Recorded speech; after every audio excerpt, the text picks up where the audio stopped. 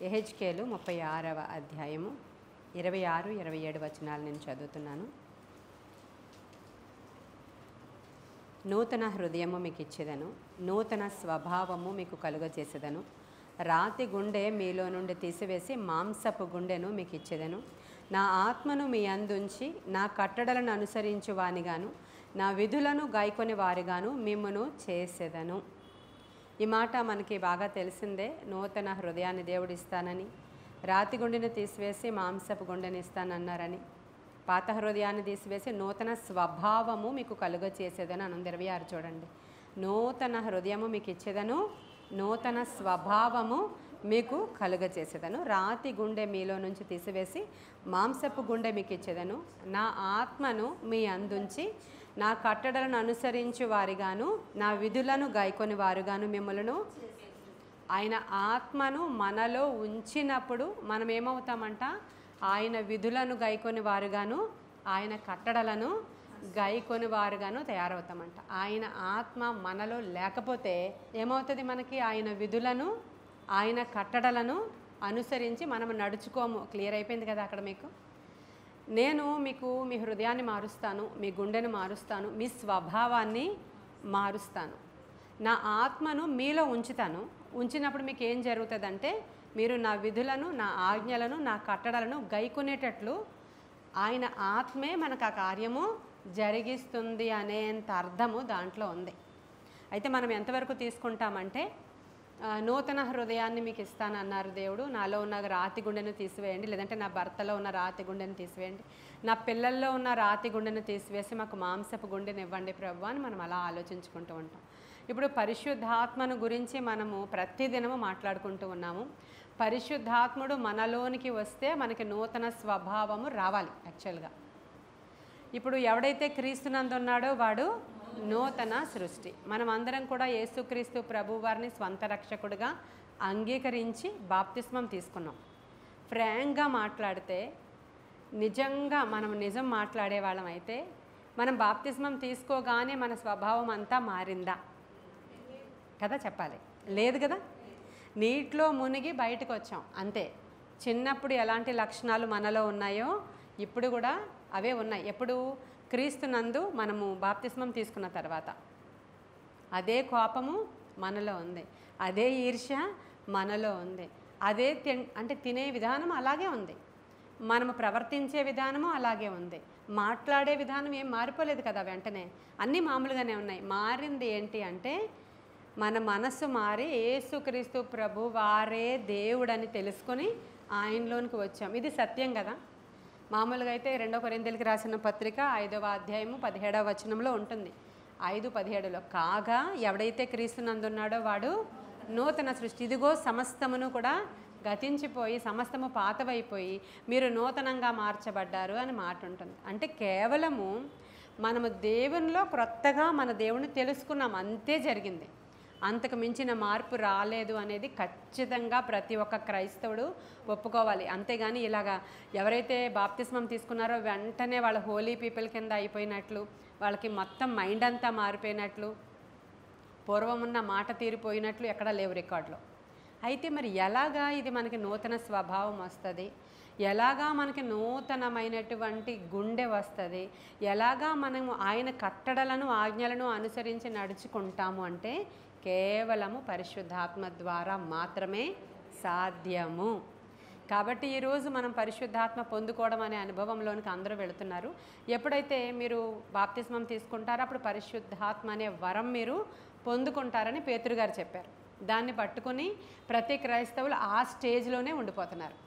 నిజమే. పరిశుద్ధాత్ముడు అప్పుడు ఏమవుతాడంటే మనలోనికి వచ్చి ఒప్పింపచేసి ఆయనే ప్రభువనియు, ఆయనే నిజదేవుడనియు, మీరు ఆయన్ని సేవించాలని ఆయన ఒప్పింపజేశారు మిమ్మల్ని.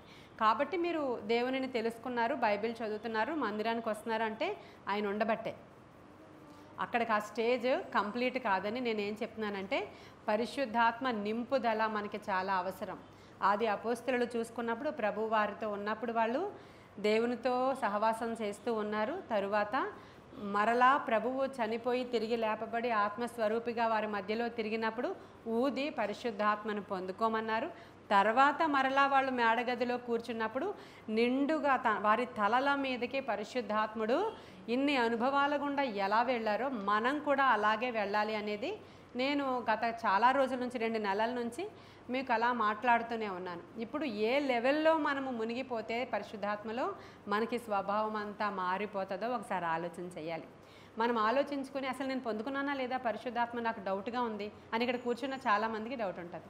కొంతమందికి ఏంటంటే పొందుకున్నాం, మనకి ప్రార్థన చేయడానికి ప్రేరేపణ వస్తుంది, బైబిల్ రెగ్యులర్గా చదువుకుంటాం, ఆయనే దేవుడు అని తెలుసు, లోపల పరిశుద్ధాత్ముడు ఉన్నాడు కాబట్టి గైడెన్స్లు వస్తున్నాయి కదా అనుకుంటాం మనం. కానీ అది సరిపోదు. ఇంకొంచెం ఎదరికి వెళ్ళేటప్పుడు కల్లా మనం ఏం చేస్తామంటే ఆయన ఆత్మలో అనుదినము ఆనందిస్తూ మనం ఇంకొంచెం లోపలికి వెళ్ళేటప్పుడు కల్లా ఆయన అభిషేకం మన మీద నిలబడి ఉంది కనుక మనం కృపావరాలను పొందుకోవడం మొదలు పెడతాం. విశ్వాసము కూడా ఒక కృపావరమే, జ్ఞాపకం పెట్టుకోండి మీరు. ఎవరిలో అయితే బలమైన విశ్వాసం ఉంటుందో అది కూడా ఒక కృపావరం. వాక్యం ధారాళంగా చదువుతూ ఉంటారు కొంతమంది, వాక్యాన్ని ధ్యానం చేస్తూ ఉంటారు, అది కూడా ఒక కృపావరమే. మనకి 9 కృపావరాలే తెలుసు కానీ చాలా కృపావరాలు ఉన్నాయి. అయితే ఇవన్నీ కూడా కృపావరమే. చాలా ఎక్కువగా వాక్యాన్ని ధ్యానం చేస్తూ ఉంటారు వాళ్ళు. కొంతమంది బయటికి వెళ్ళి బోధ చేస్తూ ఉంటారు, కొంతమంది సువార్త ప్రకటిస్తూ ఉంటారు, కొంతమంది స్వస్థతలు, వాళ్ళు ప్రార్థన చేస్తే స్వస్థత అయిపోద్ది. ఇలాంటివన్నీ కూడా జరుగుతుంటాయి. ఇవన్నీ కూడా పరిశుద్ధాత్మ ద్వారానే జరుగుతాయి. అయితే ఈరోజు మనం మాట్లాడుకునే అంశం ఏంటంటే పరిశుద్ధాత్ముడు మనలో లేకపోతే మన పాత నైజము పోదు. ఇది మన అంశం ఈరోజు. అది నిజమే కదా, ఒప్పుకుంటారు కదా అందరూ. పరిశుద్ధాత్ముడు మనలో లేకపోతే మన పాత నైజం మనలో నుంచి వెళ్ళదు. అయితే ఇక్కడ కూర్చున్న మనం అందరము నిజంగానే పరిశుద్ధాత్మను పొందుకున్న వాళ్ళం. మీలో చాలామందికి భాషలు వచ్చు, చాలామందికి దర్శనాలు వచ్చు, చాలామంది రెగ్యులర్గా ప్రార్థనాత్మతో నింపబడి వారు ప్రార్థించారంటే ఈ స్థలమంతా కంపిస్తుంది. అంత ప్రార్థనా పరులుగా మనం అందరం ఉన్నాం. అయితే మన నైజం మారలేదు. ఏం చేయాలి ఇప్పుడంటే యెహెజ్కేలు ఇది చెప్తున్నాడు ఈరోజు. ఈ యెహెజ్కేలు ఏం చెప్తున్నాడంటే మీలో అపవిత్రత యావత్తు పోవునట్లు 25 ఇప్పుడు మనం చూసిన 36లోనే 25 చదువుతున్నాను. మీ అపవిత్రత యావత్తు పోవునట్లు నేను మీ మీద శుద్ధ జలము చల్లుదును, మీ విగ్రహముల వలన మీకు కలిగిన అపవిత్రత అంతయు తీసివేసేదను, నూతన హృదయము మీకు ఇచ్చేదను. ఇదంతా కూడా నూతన స్వభావము. ఇప్పుడు ఈరోజు మనం అడగాల్సింది ఏంటంటే ప్రభువా నూతన స్వభావం మాకు కావాలి, మాకు నూతన హృదయము కావాలి, నూతన స్వభావము కావాలి, మా మీద శుద్ధ జలము చల్లండి ప్రభువా. మేము కోరుకుంటున్నాం ఈరోజు మీ ఆత్మను నా యందు ఉంచి నీ కట్టడలను, నీ యొక్క ఇంకేంటి విధులను అనుసరించి నడుచుకునేవారుగా మమ్ములను చెయ్యండి అనేటువంటి లెవెల్లోనికి ఎదగాలి. ఇప్పుడు మనము ఒక్కొక్క లెవెల్లోనికి ఎదుగుతున్నాం. చాలామందిని చూసినప్పుడు వాళ్ళు చాలా ప్రార్థనా పరులుగా ఉంటారు కానీ మిగతా లక్షణాలన్నీ కామన్గా కనబడిపోతూ ఉంటాయి, మనకే తెలిసిపోతూ ఉంటాయి. అప్పుడు మనలో చాలామంది ఇలా అంటారు, అయ్యో ఎంత చక్కని ప్రార్థన చేస్తారండి ఆవిడ, కానీ ఇదేంటి ఆ లక్షణం అని అడుగుతూ ఉంటారు. మనలో మనకే తెలుస్తుంది, ఇంకొకళ్ళని కంపేర్ చేసుకోవద్దు. మీ గురించి మీరే ఆలోచించుకోండి. మన గురించి మనమే ఆలోచించుకుని మనలో ఏమేమి చెడ్డ లక్షణాలు ఉన్నాయో అవి ఎందుకు పోవట్లేదు. ఒక లక్షణం పోవడానికి చాలామంది చాలా రోజులు ఏడుస్తుంటారు. మీకు గర్వం ఉందని ఎవరైనా చెప్పారనుకోండి, గర్విష్ఠుడికి నీకు గర్వం ఉందని తెలియదు. అది చాలాసార్లు చెప్పాను నేను మీకు. మీకు గర్వం ఉందనుకోండి, మీకు గర్వం ఉందని చెప్తే మీరు అసలు నమ్మరు, అదే గర్వం. నాకు గర్వం ఉండడం ఏంటి అనడమే గర్వం, అంతేనా? ఒకటి తగ్గించుకోమ్మా అని చెప్పారు, నేను తగ్గించుకోవడం ఏంటి, నేను ఇంతకంటే ఇంకెలా చేయనండి, ఇంతకంటే ఎలా తగ్గించుకోను, ఇంక నేను తగ్గించుకునే మాట్లాడుతున్నాను మీతో అని మనం అడుగుతూ ఉంటాం. అదే గర్వం. ఎవరైనా ఏదైనా ఒకటి చెప్పినప్పుడు దానిని మనము రిసీవ్ చేసుకొని ఇది నాలో ఉంది ప్రభా తీసేయని ఒప్పుకోలు చేసే ఆత్మ రావాలన్నా పరిశుద్ధాత్ముడు మనలో ఉండాలి. ఆయన లేకపోతే మనం ఎంత మాత్రం లొంగము, లోబడము, మనం ఇంకా సాతాను సంబంధికులుగా ఉండిపోతాం. కాబట్టి శరీర స్వభావము మనలోనికి వచ్చినప్పుడల్లా ఇవన్నీ కూడా మనం చేస్తూ ఉంటాం. గలతీలకు రాసిన పత్రిక ఒకసారి తెరవండి. గలతీలకు రాసిన పత్రిక 5వ అధ్యాయము 16వ వచనము నేను చదువుతున్నాను, వినండి. ఆత్మానుసారులుగా నడుచుకొనుడి, అప్పుడు మీరు శరీరేచ్ఛలను నెరవేర్చరు. హల్లెలూయా. ఆత్మానుసారులుగా మీరు నడుచుకుంటే అప్పుడు మీకు శరీరేచ్ఛలు నెరవేర్చరు. మన శరీర క్రియలు చాలా చెడ్డవి కదా, అవన్నీ కూడా మన మార్కు సువార్త 7వ అధ్యాయంలో మనం చూసాము. అలా కూడా కాకుండా మనము కోపపడి పాపం చేయొద్దు. మీరు కోపపడండి కానీ పాపం చేయొద్దు అనేటువంటి విషయాలన్నీ కూడా మనకు తెలిసినవే.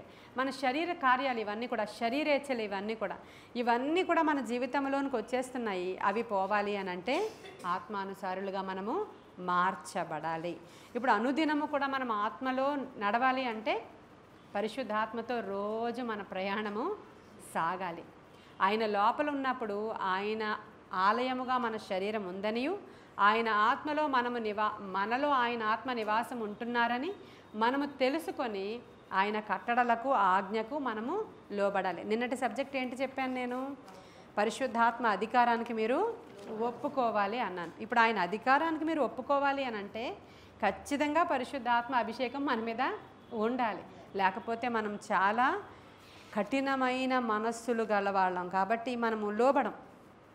ఫరోను చూసినప్పుడు, ఫరో యోసేపును చూసినప్పుడు ఒక మాట అన్నాడు. ఏమన్నాడంటే, ఇతని వలె దేవుని ఆత్మ గలవాళ్ళు ఇంకెవరు కూడా లేరు. ఇలాంటి ఆత్మగల మనుష్యుని నేను కనుగొన్నాను అంటాడు. చూడండి, ఆదికాండము 41వ అధ్యాయము 38వ వచనంలో ఏమంటాడంటే, ఇతని వలె దేవుని ఆత్మగల మనుష్యుని కనుగొనగలమా అంటాడు ఆయన. యోసేపులో ఉన్నటువంటి దేవుని ఆత్మ ఒక అన్యునికి కనబడింది. ఇప్పుడు మనలో ఉన్నటువంటి దేవుని ఆత్మ మన ఇంట్లో వాళ్ళకి కనబడాలి. ఖచ్చితంగా మనలో దేవుని ఆత్మ ఉంటే మనలో స్వభావం అంతా కంప్లీట్గా మార్చబడిపోవాలి. ఈరోజు ఖచ్చితంగా మనం అడగాలి, మనలో ఒక స్వభావాన్ని మార్చుకోవడానికి ఎన్ని ఉపవాసాలు ఉంటామో మనకే తెలుసు. కొంతమంది మార్చుకోరు, కొంతమంది మార్చుకోవడానికి చాలా ఉపవాసాలు ఉండి అడగాల్సి వస్తుంది. ప్రభు, నాలో ఈ కోపం ఉండిపోయింది, ఇది తొలగించండి అనడానికి చాలా ఉపవాసాలు ఉండి సేవకులు ప్రార్థన చేసుకుంటూ ఉంటారు. కొంతమంది నాలో ఇదిగో ఏవో రకరకాల తత్వాలు ఉండిపోయినాయి, ఇవన్నీ అహంకారం ఉంది, కోపం ఉంది, గర్వము. గర్విష్ఠులు యెహోవాకు కదా. ఈ గర్వం అనేది కనబడుతుందా బయటికి? కనబడదు. ఈ గర్వం అనేది కనపడదు. కొన్ని లక్షణాల ద్వారా మనం తెలుసుకోగలుగుతాం. ప్రభా, ఎందుకు ఇంకా ఈ కార్యం జరగలేదు అని అంటే చాలా గర్విష్ఠులు వాళ్ళు అని దేవుడు చూపించడం అనేది మనకు ఆదిలో నుంచి అనేక దర్శనాలు వస్తూ ఉంటాయి. అప్పుడు వాళ్ళని పిలిచి నేను చెప్తుంటాను, మీలో ఆ గర్వం తీసివేసుకున్నప్పుడు దేవుడు మిమ్మల్ని హెచ్చిస్తాను అంటున్నాడు అని. ఇంకొంతమందిలో ప్రార్థన చేసినప్పుడు గర్వం ఏహంగా నడుములో నుంచి ఒక చెట్టుగా వేళ్ళూనుకు పోయి ఒక వృక్షం అయిపోయింది అని చూపించారు దేవుడు. మనకు దర్శనం కనబడుతుంది కాబట్టి మనం చూసుకుంటున్నాం. కనబడలేని వాళ్ళ గురించి ఎలా అండి అని అంటారేమో మీరు. తెలీదా గర్విష్ఠులు? మనకి మీ పిల్లల్ని మీరే తిడుతుంటారు, అయినా నీకు ఈ మధ్యలో బాగా గర్వం పెరిగిపోయిందని తిడతారా లేదా? అంటామా లేదా? మనమే అంటుంటాం. మరి మనలో ఉన్నటువంటి గర్వాన్ని కొలవడానికి ఏ మెజర్మెంటు లేదు. కానీ వాక్యాన్ని ధ్యానం చేస్తూ ఉన్నప్పుడు ప్రభువా మేము ఇలా ఉన్నామా లేదా, ఇతరులు ఎవరైనా మనల్ని ఏమైనా అన్నప్పుడు వెంటనే కోపం వచ్చేసింది అనుకోండి, అది గర్విష్ఠుల లక్షణమే కదా. యేసుక్రీస్తు ప్రభువారిని ఎంతమంది ఎన్నన్నా ఆయన ఎలాంటి వాడంట? సాత్వికుడంట. ఆయన అన్నాడు, నాలాగా మీరు ఉండాలని నేను కోరుకుంటున్నాను. ఎందుకంటే గర్వము అనేది దుష్టుడి యొక్క, శాతానుడి యొక్క లక్షణం. అది నాది కానే కాదు.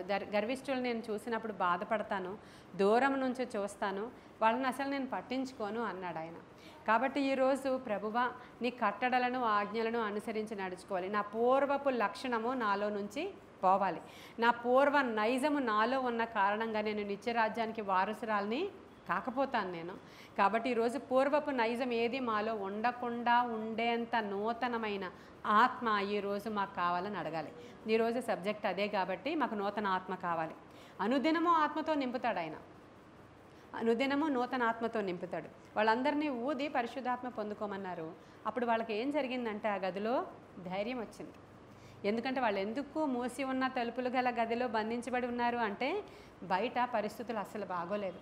ప్రభువారిని సిలువ వేసేశారు, ఇంకా నువ్వు కూడా ఆయనతోనే ఉన్నావు కదా అని పేతురుని అడుగుతున్నారు. వీళ్ళందరూ చాలా భయముతో వాళ్ళు ఆ గదిలో ఉన్నప్పుడు ప్రభు వచ్చినప్పుడు చెప్తారు, భయపడొద్దు, భయపడకుడి అని చెప్తాడు ఆయన. లోపలికి వచ్చి భయపడొద్దని చెప్పి అప్పుడు వాళ్ళ ధైర్యం తెచ్చుకోవడం కోసం ఆత్మను వారి మీద ఊదినట్లు మనం గమనించగలుగుతాం. దేవుడు ఆయన ఏమిచ్చాడంటే మనకి శక్తియు, ప్రేమయు, ఇంద్రియ నిగ్రహము గల ఆత్మనే ఇచ్చాడు. కానీ పిరికి తనపు ఆత్మను ఆయన మనకి ఇవ్వలేదు. ఇప్పుడు వాళ్ళు అది పొందుకున్నారు. అక్కడ శక్తి, బలము, ఇంద్రియ నిగ్రహము. వాళ్ళు శరీరంలో, మన శరీరం కూడా, శరీరం అంతట్లో కూడా ఒక నిగ్రహ శక్తి లేకపోతే సత్క్రైస్తవులుగా మనం ఎంత మాత్రం కూడా ఉండలేము. నిగ్రహ శక్తి కోసమే ప్రతి మతములో కూడా అందరూ పనిచేస్తూ ఉంటారు. ఇప్పుడు 40 రోజులు బ్లాక్ డ్రెస్ ఎందుకు వేసుకుంటారు వాళ్ళు? నిగ్రహ శక్తి కోసము.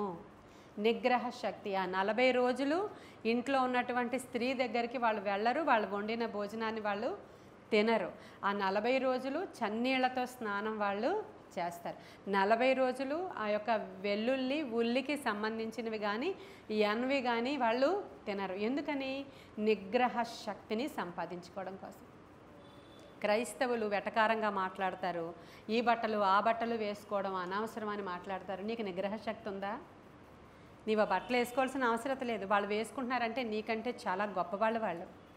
40 దినాలు చన్నీళ్లతో వేకునే లేచి ఎప్పుడైనా దేవుడి కోసం స్నానం చేయడానికి, ఎక్కడికైనా వెళ్ళడానికి నువ్వు ప్రయత్నం చేసావా? ఎప్పుడైనా దేవుని కోసం ఏమైనా విడిచిపెట్టుకోవడానికి నీ ప్రయత్నం ఏమైనా ఉందా? వాళ్ళే గొప్పవాళ్ళు. ఎందుకంటే వాళ్ళ దేవుని కొరకు వాళ్ళు నిగ్రహ శక్తిని సంపాదించుకుంటున్నారు. ప్రభు అంటున్నాడు, ఆత్మ మీలోనికి వచ్చినప్పుడు నిగ్రహ శక్తి వస్తుంది. మీకు శక్తియు, బలముయు, తర్వాత ఇంద్రియ నిగ్రహము గల ఆత్మనే ఆయన ఇచ్చారు, కానీ పిరికి తనపు ఆత్మని ఇవ్వలేదు. అక్కడ ఆయన ఊది వారికి ధైర్యపరిచారు. అయిపోయింది కదా. తరువాత మళ్ళీ లెవెల్లో మళ్ళీ వచ్చి మీరు ఇలాగే వెళ్ళిపోకండి పరిచర్య చేయడానికి అన్నారు. ఎందుకని? అలాగే వెళ్ళిపోతే వాళ్ళలో చాలా లోపాలు ఉన్నాయి. వాళ్ళు అలాగే వెళ్ళిపోతే వాళ్ళు భయపడిపోవచ్చు, వెనక్కి జారిపోవచ్చు, తప్పిపోవచ్చు, వాళ్ళు ఏదైనా కావచ్చు. అందుకు అలా వెళ్ళిపోకండి, మీరు సేవకి నిలిచి ఉండండి. పరిశుద్ధాత్మ కోసం ఎప్పుడూ మనం ఏం చేయాలంటే కనిపెట్టాలి. ఊరికినే ఇలా వస్తే ఒక సేవకుడికి ఇలా ఊదేస్తే ఆ రోజుకి నువ్వు ఆయన పవర్తో నువ్వు కింద పడిపోతావు. అది నిజం.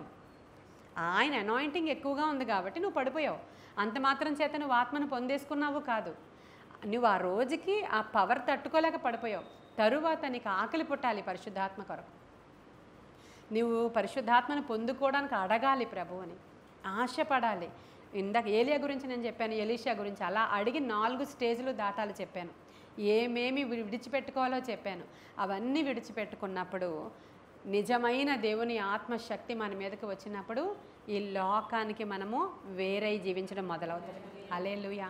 ఈ లోకానికి మీరు వేరై జీవిస్తారు. మీరు ఆత్మానుసారులుగా మార్చబడిపోతారు. ఆత్మ లేనివాడు మరెలా? ఆత్మ గలవాడే ఆయనవాడు, ఆత్మ లేనివాడు వేరే వానికి సంబంధి.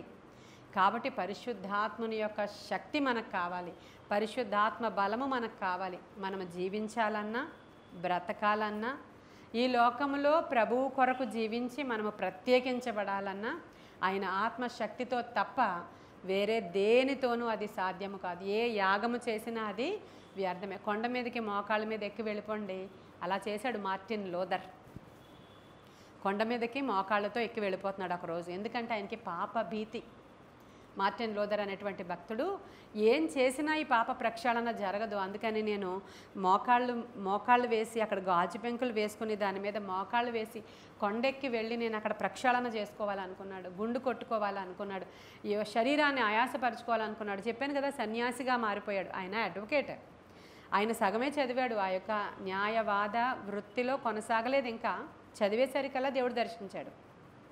అప్పుడు ఒక స్వరం వినబడుతుంది ఆయనకి, ఏమనంటే నీతిమంతుడు విశ్వాస మూలముగా జీవిస్తాడు అనేటువంటి మాట వినిన తర్వాత, అయితే ఇవన్నీ వ్యర్థమైనవా, ఇవి చేయాల్సిన అవసరత లేదంటే అవన్నీ చేయాల్సిన అవసరత లేదు. మనకి విశ్వాసము దేవునిలో కలిగి నూతన సృష్టిగా మార్చబడాలంటే ఖచ్చితంగా దేవుని ఆత్మశక్తిని మనము పొందుకోవాల్సిందే. అనుకుంటున్నారు మనలో చాలామంది పరిశుద్ధాత్మ పొందుకున్న వాళ్ళకు ఉంటుంది, అందరికీ పొందుకోవాల్సిన అవసరత లేదు అంటున్నారు.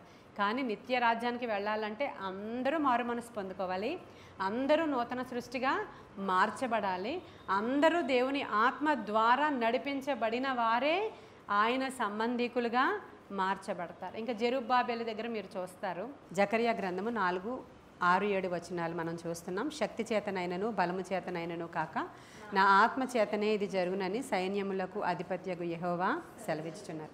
ఈ మాట ఎవరి గురించి మాట్లాడారంటే జెరుబ్బాబెలు గురించి. జెరుబ్బాబెలు ఎవరు అనంటే గవర్నర్. ఆయన జెరుబ్బాబెలు అనే ఆయన్ని రాజే అంటే అన్యుడైనటువంటి రాజే ఈయన రాజవంశీయుడు, యూదా గోత్రానికి చెందినవాడు. ఈయనని గవర్నర్గా అపాయింట్ చేసి దేవుని యొక్క మందిరం కట్టడానికి యెరూషలేముకి పంపించారు. పంపించినప్పుడు చక్కగా వచ్చేటప్పుడే చాలా ధనం తెచ్చుకున్నారు వాళ్ళు. వచ్చేటప్పుడే రాజే మందిరం కట్టడానికి బంగారం ఇచ్చాడు, అన్నీ ఇచ్చి పంపించాడు. ఈయన్ని గవర్నర్గా చేసి పంపించాడు అక్కడికి.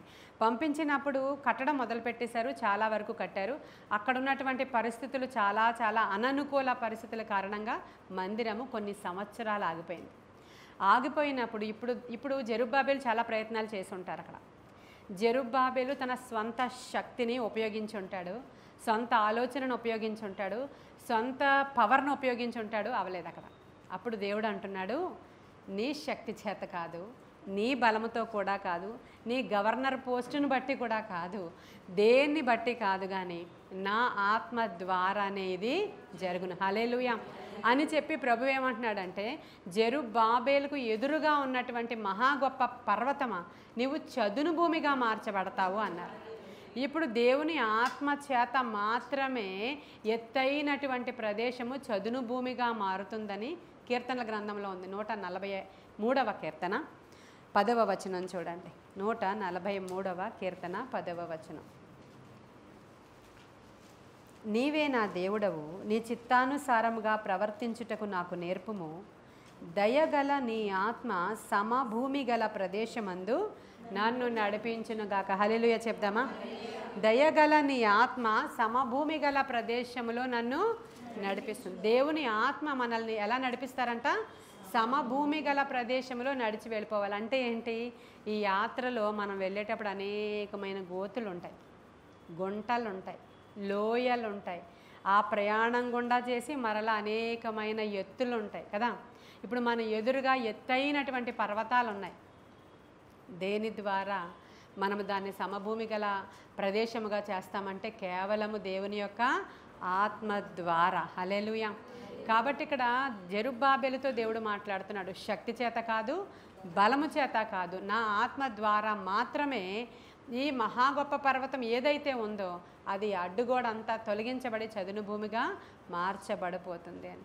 ఈరోజు మనం అనేకమైనటువంటి ప్రయత్నాలు చేస్తాం మన యొక్క పరిస్థితులు మార్చబడడానికి, మన జీవితాలు మార్చబడ్డానికి. ఈ లోయ అనుభవాల గుండా వెళ్ళినప్పుడు ఆ లోటుపాట్లని మనము పూరించుకోవడానికి, ఎదురుగా ఉన్నటువంటి మహా గొప్ప ఆ సమస్యలతో మనము మన శక్తి, మన బలము, మన సొంత జ్ఞానం ఉపయోగిస్తే అవుతుంది, నేను అవ్వదని చెప్పట్లేదు, కానీ కొంతవరకు మాత్రమే దాన్ని మనము చేయగలము. కానీ ఆయన ఆత్మ ద్వారా ఎలా ఉంటుందంటే సెకనులో అద్భుతం చేస్తాడు ఆయన.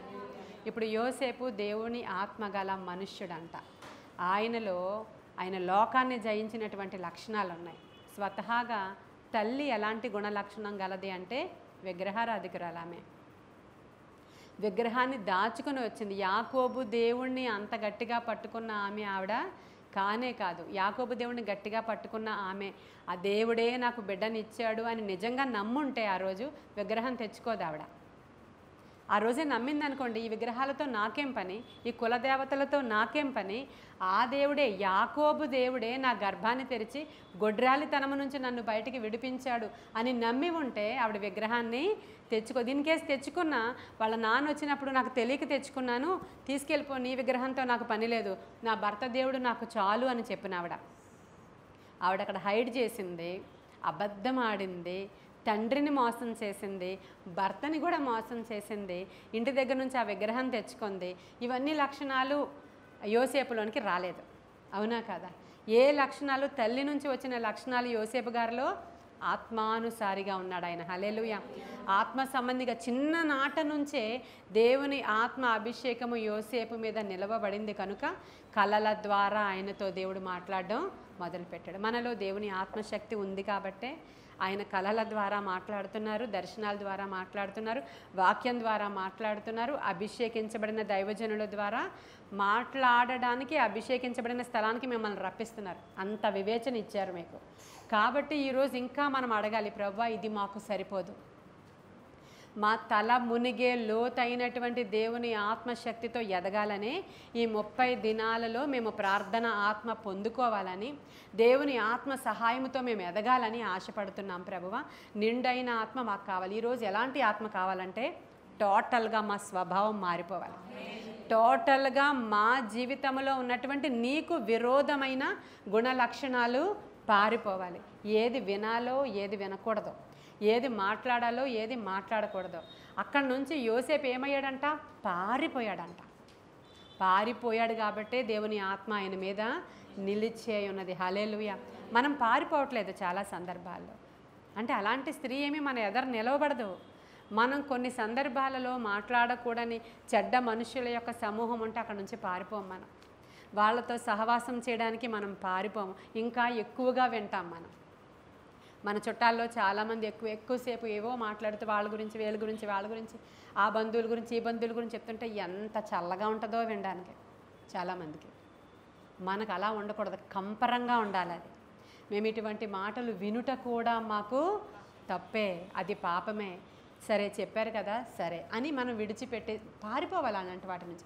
ఎందుకంటే నీ ఆత్మశక్తి అక్కడ నిర్వీర్యం అయిపోతూ ఉంటుంది. ఇలాంటి మాటలు అదే మనకి యోసేపు నేర్పిస్తాడు. పారిపోవాలి అక్కడి నుంచి. ఆ దుష్టుల సాంగత్యము చెప్పున అక్కడ కూర్చోమన్నాడు ఆ దేవుడు. పాపుల మార్గమును నిలువక అపహాసకులు కూర్చుండు చోటన కూర్చుండక యెహోవా ధర్మశాస్త్రమునందు అతడు ఎలా ఉంటాడంట? అసలు ఆకు వాడక తన కాలమందు మనము అలా ఉండాలంటే ఇలా పారిపోవాలి, యోసేపులాగా ఇలా పారిపోవాలి. కానీ మనం అది చేయట్లేదు కదా. ఏదో ఒక చెత్తది చూడడానికి అక్కడ కూర్చున్నప్పుడు దాన్నే చూస్తూ కూర్చుండిపోతున్నారు.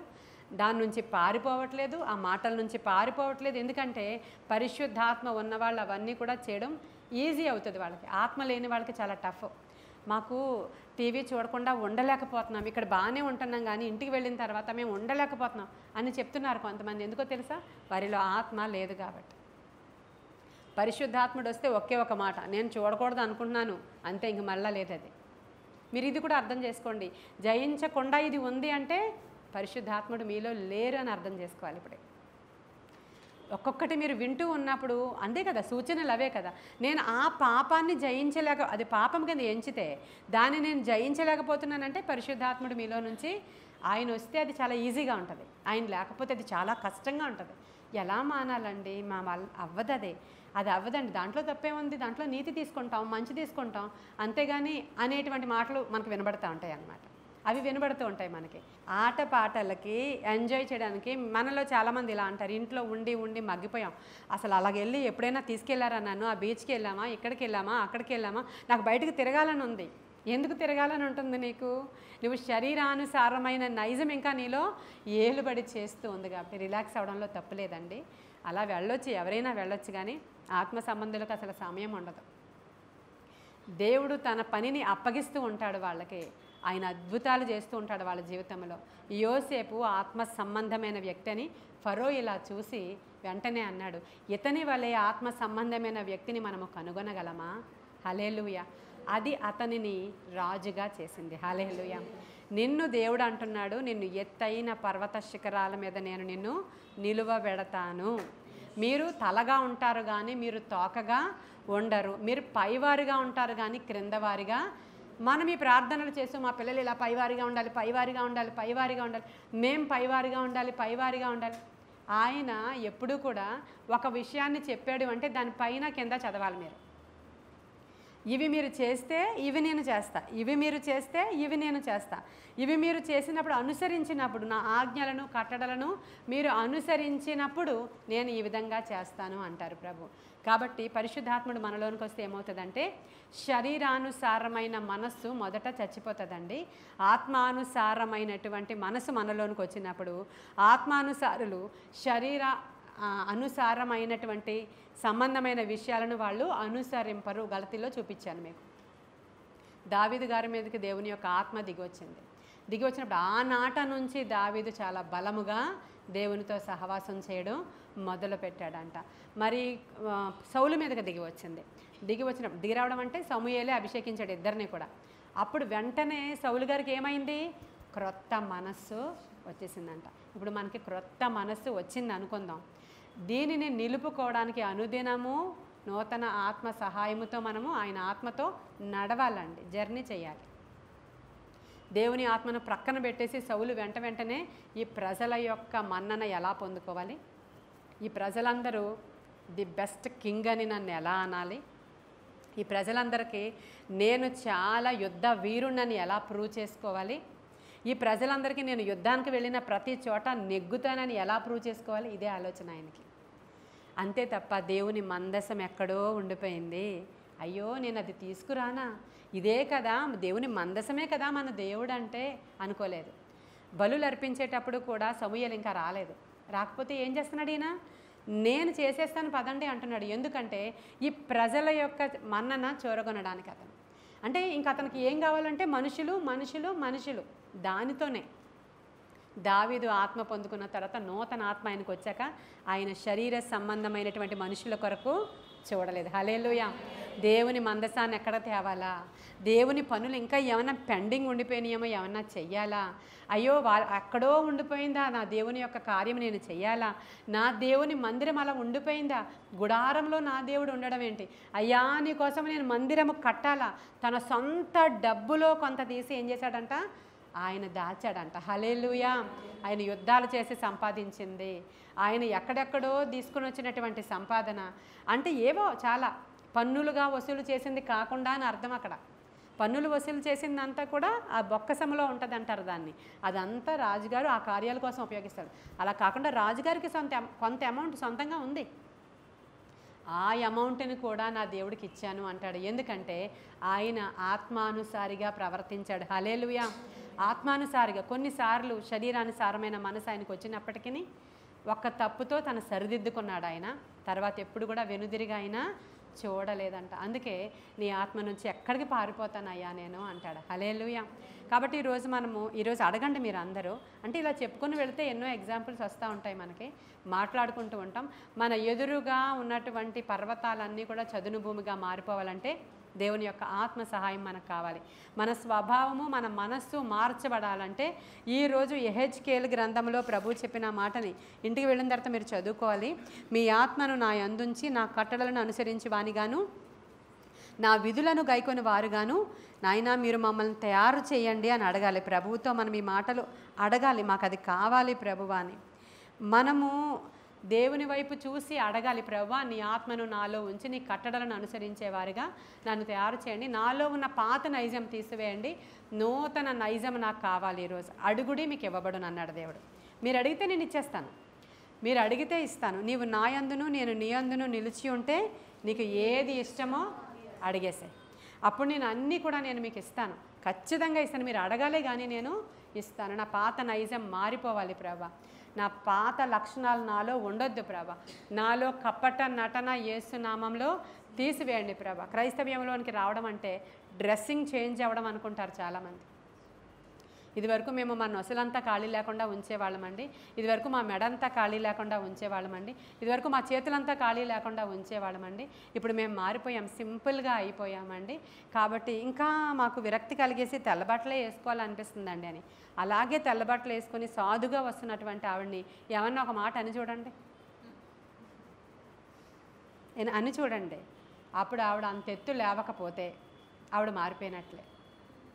మిమ్మల్ని ఆవిడని ఎవరైనా ఏమైనా అన్నా లేదంటే అనినట్లు తెలిసినా, డైరెక్ట్గా అనక్కర్లేదండి, అనినట్లు తెలిసిందనుకోండి, ఆవిడ దెబ్బలాటకి రాకుండా ఉండి మరలా రేపు పొద్దున్న నీ వైపు చూసి అదే చిరునవ్వు నవ్వింది అనుకోండి, ఆవిడ మారినట్లే. డ్రెస్సింగ్తో కాదు వచ్చేది మార్పు, అంటే హృదయము మారాలి. హల్లెలూయా. మారు మనసు రావాలి. అలానే ఈ లోకానుసారులకి సంబంధించినట్లుగా మన తయారీ ఉండకూడదు, కానీ సింపుల్గానే ఉండాలి. మనల్ని చూసినప్పుడు సాధువుగానే కనిపించేటట్లు మీరు ఉండాలని ప్రభువు కోరుకున్నారు. ఆయన కోరుకున్నారు కాబట్టి ఆయన ఇష్టాన్ని నెరవేర్చడంలో నువ్వు ఇష్టపడాలి. కాబట్టి ఇలా ఆ పరిశుద్ధాత్మతో మనం సంబంధం రోజు రోజు చేసుకుంటూ వెళితే ఓన్లీ ఆత్మ పొందుకోవడం అంటే ఒక వైబ్రేషనో లేకపోతే భాషలో లేకపోతే ప్రవచనాలో కాదు, కానీ నూతన స్వభావము నూతనమైనటువంటి మార్పు నీలోకి రావడం మాత్రమే కాదు, హెచ్చింపు కూడా ఉంటుందండి. చాలా హెచ్చింపిస్తాడు దేవుడు. మీకు తెలీదు, ఆత్మను పొందుకున్న వాళ్ళు హై లెవెల్కి వెళ్ళిపోతారు. హల్లెలూయా. పరిశుద్ధాత్ముడు హెచ్చిస్తాడు. యోసేపుని ఆత్మగల మనుష్యుడు గనుకే రెండవ రథం మీద కూర్చున్నాడు. దానియేలు ఆత్మ గలవాడనే రాజు చూశాడంట. దేవతల ఆత్మ అంటాడు అక్కడ. హల్లెలూయా. అక్కడ దేవుని ఆత్మ అనడు, ఇతడు దేవతల ఆత్మ కలిగిన వాడు అంటాడు దానియేలుని. అంటే ఆయనలో కూడా దేవుని ఆత్మ ఉందని ఆ రాజు చూశాడంట. ఆత్మ ఉందని ఎప్పుడైతే గమనించాడో ఆయన కొన్ని శతాబ్దాలకి ప్రైమ్ మినిస్టర్ అయిపోయాడు. ఒక రోజుకి 4 రోజులకి 5 సంవత్సరాలకి కాదు, 3 4 రాజులు మారినా ఆ ఆత్మగల మనుష్యుడే ఆ కంట్రీలన్నిటికీ కూడా ప్రధానమంత్రి. హల్లెలూయా. దేవుని ఆత్మతో నిజముగా నింపబడిన వాళ్ళు హై లెవెల్లో ఉంటారనేది మాత్రం సత్యము, బైబిల్ చెప్తున్నటువంటి సత్యం. అది స్పిరిచువల్ లెవెల్ అనుకోండి మీరు, అది లోకానుసారమైన లెవెల్ అనుకోండి. మనం ఆత్మతో నింపబడితే మన జనరేషన్లు దీవించబడిపోతాయండి. కాబట్టి అట్టి ఆత్మశక్తి మనలో ఉండులాగున దేవుడు మన స్వభావాన్ని మార్చులాగున ఈ కొన్ని మాటలు దేవుడు మన వినికిడిలో దీవించును గాక. ఆమేన్. ప్రార్థన చేసుకుందాం. మహాపరిశుద్ధుడవైన తండ్రి, మహోన్నతుడవైన దేవ, సర్వాంతర్యామి నీకు వందనాలు ప్రభా. సర్వశరీరులకు దేవుడా నీకు వందనాలు. మా మధ్యలో నిశ్చయముగా మీరున్నారు. ఆత్మను గూర్చిన సంగతులు మేము వింటూ ఉన్నప్పుడు దేవా మాకు అవి ఎంతో సంతోషము కలగజేయుచున్నవి తండ్రి. ఆత్మ గూర్చిన సంగతులను మేము ధ్యానం చేస్తున్నప్పుడు మేము ఆత్మగల మనుష్యులుగా మారాలనే తపన మాలో కలుగుతుంది. ఆత్మ కార్యాలతో మమ్మల్ని తృప్తిపరిచి నడిపించమని, ఎవరైతే ఆత్మ లేని వారు నా వారు కాదని మీరు చెప్పారు, మీ కట్టడలను ఆజ్ఞలను అనుసరించి నడుచుకునే ఆత్మ అయా ఈ రోజే మా హృదయాలలోనికి వచ్చునుగాక. మీ నాయన ఆత్మ మమ్మలను సమభూమి గల ప్రదేశము మీద నడిపించునుగాక. మా శక్తితోనూ మా బలముతోనూ కాదు కానీ నీ ఆత్మ ద్వారా మా జీవితంలో అద్భుతాలు జరుగునుగాక, గొప్ప బ్రేక్ త్రూలు జరుగునుగాక. ఈ నెలలో మేము అది చూతుముగాక. ఆత్మశక్తితోనే ఇవి జరుగునుగాక. ఆత్మ కార్యాలు జరిగించి మీరే మహిమ ఘనత ప్రభావాలు పొందుకోమని, నీ కృపగల హస్తానికి వినిన వారు అందరూ మేళ్లు పొందుకోవడానికి సహాయం చేయమని యేసయ్య శ్రేష్ఠ నామంలో అడుగుచున్నాము తండ్రి. Amen. Amen. God bless you.